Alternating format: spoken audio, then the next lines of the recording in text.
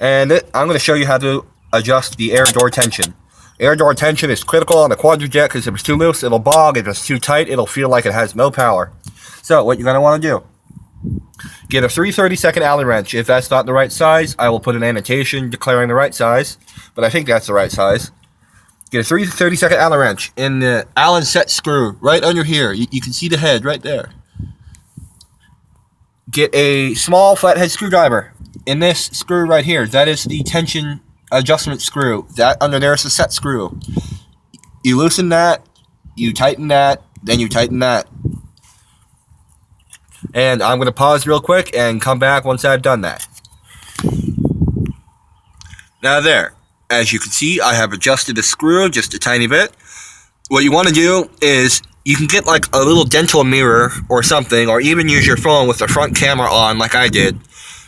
And you can see the screw under here, and under here there's also a spring. I don't know if you can see that well under there. I guess I'll find that out during editing. But what you want to do is loosen this flathead screw all the way. Well, first loosen this so you can loosen this, and then loosen this all the way until these basically just flump open, like you could like blow on them and they come down. Then, while looking down here at your phone or mirror or whatever, looking at the spring up here, you want, as soon as that spring touches, you want to lock this down. As soon as it grabs and pulls the air doors back up, you want to tighten the set screw. Then from here, what you can do is go a half turn. That's only 180 degrees. So let's use this as an example. You see the little slot in this valve stem tool?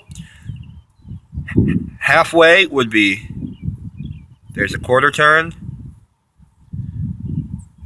there's a half turn. Then if I were to do that one more time, that would be 360 degrees. You only need to go 180 degrees for the first setting. Then you want to drive your car around in drive like you normally would and get up to about 45, 50 miles an hour and then mash it. If it bogs, then pull over, take the air cleaner off, do the adjustment again, and only do it a quarter of a turn at a time. Because if you do any more, you'll end up going too far past it. Just do literally a quarter of a turn at a time. Think of it like an old analog clock. Only go 15 minutes at a time, or 90 degrees of a circle. Then just keep repeating that until it gets to exactly where you want it. And that's basically it. So I'm going to leave you out of here before I run out of space.